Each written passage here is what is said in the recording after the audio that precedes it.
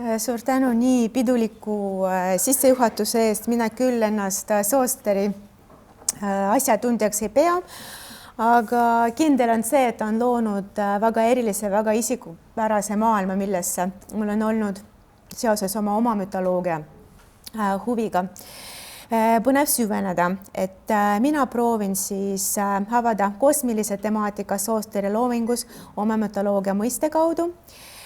Ja oma mütoloogia all ma mõistan kunstivahendite abil loodud esteetiliselt ja kontseptuaalselt terviklikku süsteemi, mille iseloomulik loogika seletab sündmuste toimumist ja osalejate käitumist selles erilises maailmas.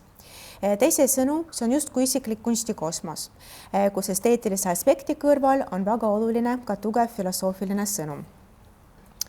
Ja just filosoofilist sõnumit ja maailmataju laiemalt on Soosteri kaasaegsed tema mõtlemisviisis korduvalt esile toonud. Selle kaudu ta käsitles nii ümbritsevat kui ka kujuteldavat tegelikkust. Teadlaste ja teaduskirjandusega tihedast kokkupuutest ajendatud ratsionaalne lähenemine ühines siin kohal irratsionaalse tunnetusega, mida on ilmekalt sõnastanud Ilja Kabakov. Ühelt poolt ratsionalism, püüd figuuride ja ülesehituse lausa matemaatilise täpsuse poole. Samuti üleenda isiksus, see kirglik püüd esile tuua seaduspärasusi ja põhjusi, avastada ja selgitada seesmise seoseid, vajadus peaaegu teadusliku autentsuse järele. Teiselt poolt ühtaegu sügaval ülealateadvuses sündinud sümbolite ja põhikujundite ilmne irratsionaalsus, figuuride ja esemete spontaansus, faktuuri omapärane jagamatus ja tihedus. Jüri Sobolev on aga omakorda iseloomustanud Soosteri saarementaalsust kui segu kainest determinismist, leigest ja ekstsentrilisest nihilismist ja maneristliku kontseptsiooni emotsioonide vägevast pulseerimisest, mis olevat võimaldanud mõtestada juhusliku ümber maagiliseks. Ja siis liides teaduslik ratsionaalset ja maagilisi irratsionaalset mõtlemisviisi kunstilisega saame aga sünkretistliku mütoloogilise mõtlemise, kus usundi, loomingu ja teaduspõhised maailmatunnetuse viisid pole eriteadmisvaldkondadena eristatud, toimedes konflikti vabalt koos oma mütoloogia, esteetilis-filosoofilise maailma loomisena üksjaka autori loomingus. Mütoloogiale omaselt pürgivad Soosteri oma mütoloogilised sõnumid kosmoloogiliste narratiivide poole, kus olulisel kohal on maailma ja olendi olemise alusühiku, mikrokosmose ja makrokosmose loomislugu. Füüsikateadlane Viktor Trostnikov väitis, et Soosteri enda jaoks oli tema filosoofia tähtsam kõigest, tähtsam isegi maalikunstist. Maalikunst kuulus otse kui lisana tema filosoofia juurde, tulenedes sellest ja illustreeris seda. Siiski näeb Soosteri looming millegi oluliselt enamana kui tema filosoofia illustratsioon. See oli koht, kus filosoofia sai vahetud teostuse, see juures eelkõige visuaalsete, mitte verbaalsete vahendite abil. Kui osa Soosteri sürrealistlikest töödest on üles ehitatud absurdi ja paradoksi mängudele, siis sürrealistliku liini teist osa eristab Petura metafiisikalik kummastus, tõsimeelne katse tabada tavategelikkusest nähtamatud, sõnastamatud dimensiooni. Nihestades tuttavliku reaalsuse atmosfääri on kunstnik justkui püüdnud väljendada, isegi läbi mängida eksistentsi hoomamatust ja müstilist kohalolu. Lisaks erilise atmosfääri loomisele on Sooster opereerinud üsna nappaarvulise, kuid oma semantilises potentsiaalis äärmiselt mahuka sümbolite süsteemiga, kus enim tuntub on tõenäoliselt triaad, muna, kana, kadakas.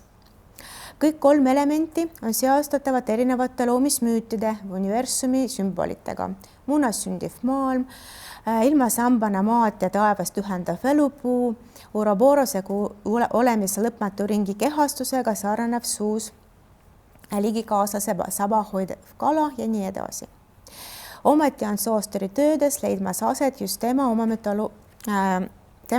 oma mütoloogia sisemise loogika järgi toimiv narratiiv, kus juures eriti triksterlikud on käitumas muna, kes ilmub mitmes tema kanneillustratsioonis või seikleb joonistustes tänavatel, teatrilaval või Aafrikas ning ta on mütoloogilise keelmile omaselt võimeline lõpututeks muundumisteks ja isegi panustamiseks maailma loomisse. Praegu munakoores on tajutud kohati praona reaalsuse kestas või eri reaalsuste vahel, kus ilmuvad julmelised olendid, aga ka uued abstraktsed universumid.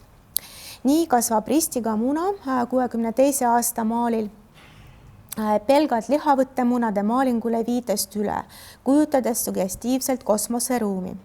Säilinud on näiteks ka Soosteri kavandid ja visandid plahvatava munaga, mille puhul tekib paratamatu seos suure pauguga. Nauguga muna muutub kaosest kosmose loomise lavaks Soosteri kala, kelle keha toimib kõikvõimalike põnevate abstraktsete struktuuride raamistusena. Loomishetke salapära kumab läbi ka Soosteri kadakates, mille grupid moodustavad hüpnotiseeriva rütmiga ornamente. Ilja Kabakov on omakorda Soosteri kunstimeetodid mõnevõrra mitologiseerivas käsitluses väga põhjalikult avanud, kuidas pea iga Soosteri teoses leiab aset tõeline kosmogenees ja seda mitte ainult sümboolses, vaid ka väga materiaalses plaanis, elavate vormide pingestatud dünaamikas. Seejuures on Kabakov toonud esile mööb ja kala sarnasust nähtamatute mikroorganismidega seda ümbritsevas vees ja Eha Komissarov on osutanud võttele, kuidas puud on kujutatud lehte meenutava vormi kaudu. Ehk siis visuaalsele troobile, kui osa tähistab tervikud, on mikro- ja makrokosmose ühtsuse kontseptsiooni järgi sellega isamorfne. Isamorfsus toimib ka kogu Soosteri põhikolmiku vahel. Kabakov on osutanud kadakate sarnasusele munaga, kuid sarnasus on täheldatav ka muna ja kala kujundite vahel. Soosteri triaad on seega tema mütoloogia triksterid, ontoloogilised kujumuutjad, nii kontseptuaalvormilises võtmes kui ka sisulises ja sümboolses plaanis. Seostudes väga erinevate tähendustega on Kabakovis sõnul nimetatud kujundid sisaldamas kõiki neid tähendusi korraga. Erinevad kirjutajad on näitanud Soosteri põhisümbolites nii tema Hiiumaa lapsepõlve mälestuste ja arhetüüpsete kujundite korrastamist kui ka klassikalise sürrealismi kujundeid. Seega on neis korraga jungiaanliku kollektiivse mitteteadvuse ja freudistliku alateadvuse potentsiaali. Seejuures Soosteri lausa põhjamaisest šamanismist kirjutanud Juri Sobolev õnustanud saare sümbolite puhtetnograafilise tõlgendusega ja rõhutas nende üldisemat koguni universaalset tähendust. Soosteri muna, kala ja kadakas on seega väga õnnestunud avatud kujundid, mis võivad tähistada väga erinevaid ideid ja nähtusi, peibutades vaatajad oma salapäraga. Soosteri triaadi isamorfsusele võib kõrvutuseks tuua teise, vähemaarvulise alakosmose, Eha Komissarovi iseloomustuses huultele, silmale ja kõrvale rajaneva kujundite universumi. Põhikolmik muna, kala, kadakas on tõepoolest üldvormilt sarnane alakolmikule, silm, kõrv, huuled, millega vahel liitub vagiina oma elu alguse sümboolsuses väga tähenduslikult. Soosteri keha osadest triaadi puhul on samuti väga oluline nende isamorfsus, mis võimaldab neil üksteiseks muundumist, lausa loomulikku ülekasvamist. Näiteks slaidi esimene joonistus on üles ehitatud sarnasusele silma ja suu üldkuju, aga ka nende avamise ja sulgemisliigutuse vahel. Järgnevas joonistuste paarikus on aga oluline silmamuna sarnasus kala või konnakuduga, kõnetades osa ja terviku, aga ka mikro- ja makrokosmose poeetikat muutub silm kevadiseks tiigiks, mille pinnalt riivivad kudukogumid.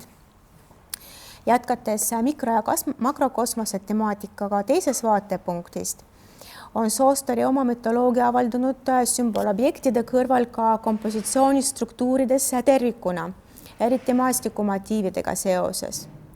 Nõnda on arhaiseerivate kosmoloogiliste arhetüüpide kõrval Soosteri töödes täheldatav nii-öelda positiivistlik kosmos, mis rajaneb perspektiivi ja sümmeetria printsiibidele. Ikonograafia üks pioneere, Ervin Panovski, on käsitlenud perspektiivi oma ajastu maailmavaadet kehastava visuaalse kontseptsioonina, kus inimest korrapäraselt üles ehitatud pildiruumi keskpunkti asetanud renessansi tsentraalperspektiiv väljendab radikaalseid muutusi uusaegses maailmatajus representatsioonis. Soosteri töödes on perspektiiv sageli rõhutatud joonestiku abil, justkui toob nähtavale tavapäraselt varjatuks jäävad illusionistliku ruumi sügavuse konstrueerimist. Paljadest oma pildiruumi loomismeetodid ja seda meetodit kui sellist ühtaegu estetiseerides, koguni oma teos üheks põhiteemaks muutes, on Soosteri perspektiiv kontseptualistliku hoiaku varajane, kuid väga ilmekas näide. Red Varblane on toonud esile, et Lembit Saartsi õpinguaegsete mälestuste järgi oli Sooster juba tollal moodsa kunstiheeraste kõrval mainustunud Piero della Francescast ehk siis renessansi ajastu ühest olulisest autorist. Tundub, et see vaimustus ei jäänud vaid noorpõlve, kuid jätkus läbi kogu Soosteri loomingulise teekonna, muuhulgas vahetuses austusavaldusest animafilmis Glass Harmonium. Della Francesca on renessansi ajastu tsentraalperspektiivi üks põhiuurijaid, kelle maalides manifesteeruvad kunsti ja teaduse sünteesis sündinud keerulised konstruktsioonid, arusaam looduse harmooniast, aga ka paradigma muutev veendumus, et inimene suudab loodust kontrollida ning ka ise luua samavõrd harmoonilist maailma. Soosteri töödes mõjub perspektiiv vähem matemaatilisena, saavutades loomuliku, veidi nõgusa korrapära, milles kõlab midagi enamat kui vaid matemaatiline harmoonia. Perspektiiv ja sümmeetria, kumbki pigem tunnetuslikud kui tehniliselt täiesti korrektsed, on kujunenud Soosteri loomingus sümboolseks vormiks, esitades kunstikontseptsioonis midagi enamat, teatud suure korrastatuse põhimõtte rajanevat maailmapilti. Teravdatud perspektiiv on Soosterile aidanud samuti luua ulmekirjanduses võtmerolli mängivad teistmoodi reaalsuse tunned, mis toimib igati kummastavalt ulmeraamatute kanepiltides ja illustratsioonides. Nagu ka perspektiiv on mikro- ja kosmose ühtsus meeliskujundid, mida Sooster on pikkinud ka oma illustratsioonidesse, seda nii teadus kui ka ulmekirjandusele. Näiteks kasutab ta meelsasti availlustratsiooni peatükkele võluklaasid Bella de Jouri raamatus Klaasjõgi, kõrvutamaks mikro- ja mikroskoobi ja teleskoobi vaateid või kujutab ulmekogumiku tähed kutsuvat esikaanel galaktikat hoopis vetikat meenutava kujundi kaudu. Soosteri maastikupiltidele on omane koguni kosmoloogiline mõõde, kus maastikuvaade muutub omapäraseks maailmamudeliks. Võrreldes aga renessansi ajastu ökumeeniliste maastikega on Soosteri maastik minimalistlikum. See taotle haarata endasse kõiki maailma teadaolevaid asju, vaid on veenev asi iseeneses, nagu ka Soosteri sümbolobjektid. Näiteks on maastik silmadega loetav mitte ainult sürrealistliku kujundina magritiliku absurdi võtmes, vaid ka kujundina silmade ja suuga, inimnäoga universumist, mille esamorsuses inimkehaga kõneleb taaskord mikro- ja makrokosmose mütoloogia. Ilja Kabakov on võtnud jõuliselt kokku Soosteri loomingut kui olemuslikult mütoloogilist nähtust, lause mütoloogeemi. Ma jälle tsiteerin. Ülokunst on kõigepealt müüt kosmosest, universumist, müüt miivasest kui terviklikkusest, see on müüt minimaalsest ja maksimaalsest, mikromaailmast ja makromaailmast, nende vastastikusest toimest. See on müüt universumist kui ühest pulseerivast kehast täis energiat olelust. See on müüt kosmosest, absoluutselt mitte antropotsentrilisest, mis ei tunnista inimest kui peamist, müüt inimesest, kes mitte millegagi ei erine esile kogu muust maailmast. Müüt maailmast, mis ei tunne oma algpõhjust ega vaja seda oma olemasoluks. Oma sagedasest antropomorfsusest vaatamata mõjub Soosteri oma mütoloogiline maailm mitte antropotsentrilisena, pakkudes kindlasti huvi ka tänapäeva antropotseeni-kriitiliste käsitluste jaoks. Vabanedes renessansi aegsete eeskujude hüprisest on Sooster loonud empaatilise kosmoloogia, kus isiklikust taustast, identiteedist käivitus ja arenes laiem filosoofiline universaalsus. Tema napiarvuliste muutujate lõputud variatsioonid genereerisid narratiive eneseküllase loogikaga maailmadest, mille sündmustik näis võimalikku ja veenvana. Üksikute korduvate kujundite vahendusel oskas Sooster kõneleda väga erinevatest asjadest, kui ka väga erinevate kujundite kaudu kõneles ta sageli üsna ühest, kaosest ja kosmosest, maailma loomisest ja selle pidevast transformatsioonist, alguse ja lõppu igavesest tsüklist. Suur tänu tähelepanu eest!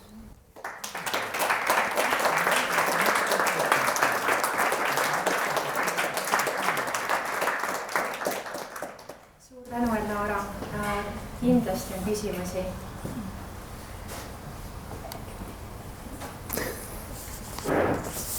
Kõik on juba nii väsinud. Ma korra teen natuke kommentaare juba dialoogis teiste ettekandjatega, et ma kommenteerin iseennast, et liiguks tagasi ühe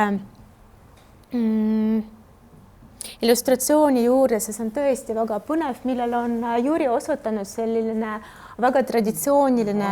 Vahetus 2 viimast. Need kombid, seda on Pjarkovski ja teine Majana Siimov. Mul oli teine paigutus piltidele, siis ma unustasin need allkirjad vahetada. Keegi niikuinii ei tea. Aga jah, mina tean, et aga millele ma tahtsin osutada on just see majake.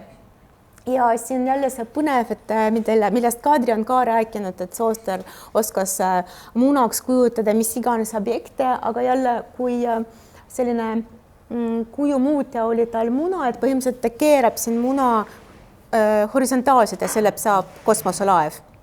Ja miks nagu seda ajaloolist maja on esile toonud ka Vene graafika ja illustratsiooni uurija Juri Gertšuk, et ta just rõhutas, et Sooster oskas luua sellise ilmelise kontrastist, rõhutatud ajaloolise sellise tavareaalsuse objektide vahel ja siis iga masin või ka mingi teine selline ebatavaline element kohal ja võimendatud ulmelisena.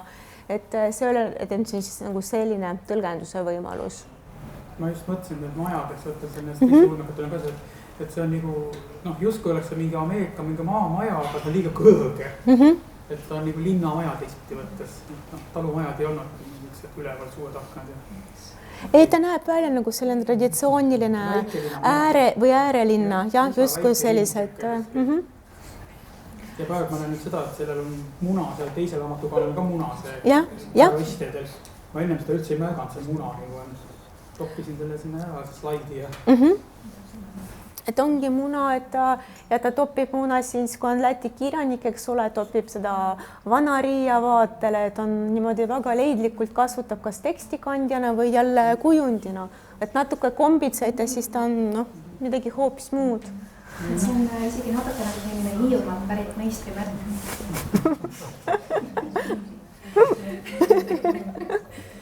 Nagu keskaega. Jah. Nii, küsi. Kas teil on ettekujutus sellest, milline on Soosteri tuntus ja prestiiž praegu Venemaal? Mitte väga täpne. Ma tean, et kitsastes erialaringkondades on tuntud ja ikkagi vene kunstiteadlased tahavad teda rohkem enda poole ja kuidagi enda huvides uurida, läbi kirjutada. Ja see oli ka meie projektis selline väike mootor, et see valmis tõesti sellises sisemises diskussioonis vene kolleegidega, et oluline mõtestada, mis on Soosteri Eesti tausta olulisus, tema Eesti saadud hariduse ja võib-olla Eesti mentaalsus, selline vabaduse tunnetus, tema euroopalikkus, mis Moskvas nagu imetleti. Jälle, kui mõelda, kuidas ta on esindatud Vene muuseumi kogudes, tundub, et mitte kuigi hästi. Ma mäletan, Tretjakovi galeriis oli üks õnnetu kadaka maal, mis absoluutselt ei anna edasi tema meisterlikkus, tema loomingu kuidagi mõju mastaapi. Et on selle, aga ma olen aru saanud, et on päris palju korralikult esindatud erakogudes.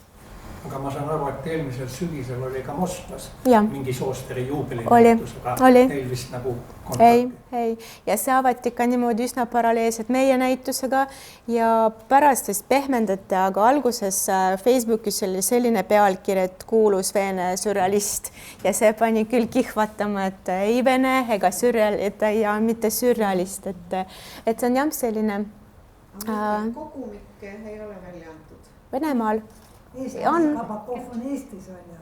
Venemaal ka mingi raamat. On, Venemaal on. Kertšuki raamat. Et Kertšuki raamat on Soosteri raamatu illustratsioonidest venekeelsena. Liige Soosteri mälestused on venekeelsena. Et need on 2 põhilist. Isegi rohkem, siis on ka dialoogis Stennopen Soosteriga, et pojaga on ka selline topeltkataloog, et neid ikkagi on, jah. Unustatud ta ei ole. Ei ole. Teate mida? Mina olen seda asja uurinud. Vene imperialistlikus kunsti kultuuri käsitluses mingi tšuhnaa kuskil ääremaal ei ole mingi tõsine uuendaja. Ta võib olla sõber, seal ateljeekaaslane, aga mitte mingil juhul uue suure suuna aluspanija, see on välistatud. See on see imperialistlik vaade lihtsalt meie teeme ja kõik, kes on Venemaalt on tööd teinud, see on Vene kunst ikka kõik. Ja või see on Maia ikka sama asi tegelikult, et nemad kõik unistavad seda mingit tema päevitulu Euroopas kuidagi kellegi või kui on mingi Ameerikas mingi kunst, see on sama asi tegelikult. Et jah, ja see on siuke huvitav, no ma ütleks isegi nagu jah. Nemad võtavad kõik territooriumi ja kõik suurriigid, need suuremad kultuurised territooriumi ja mitte rahvus. Või isegi vaadata, kuidas muutus see käsitlus, et tema kaasaegsete mälestustest teda ju väga hinnatud ja väga armastatud ja Kabakov ju otse ütles välja, et Sooster on tema õpetaja ja eks ta on mõjutanud ka mitmeid Moskva kontseptualiste ja nii edasi, et nagu omal ajal teda ikkagi tajuti olulisena, aga mida rohkem aeg edasi ja kui lugeda samade tegelaste isegi tänapäevased mälestusi, eks nad räägivad rohkem iseendast. Et see on jälle mälu on ka kuidagi muutunud ja ka, et need proportsioonid isegi kui tunnistatakse, eks oli huvitav autor, mis iganes rahvusest, aga ega tema mõju tunnistata, et see on nagu selline jälle huvitav asi, millega jätkata Soosteri uurimust, et tegelikult vaadata ja jälgida tema tegelikku mõju Moskva oma ja alternatiivsetele või põrandaalustele kunstnikele, sest ma olen näinud, kuidas põlesid ühel Moskva kunstiteadlasel silmad, kui ta nägi kõiki tema visandeid ja ta ütles, et siin on terve ideede plahvatus ja mõni on võtnud ühe selle idee, et arendanud selle terve elu. Et jah, see on see uurimus, mis on, ma arvan, veel ees. Aitäh, Lara!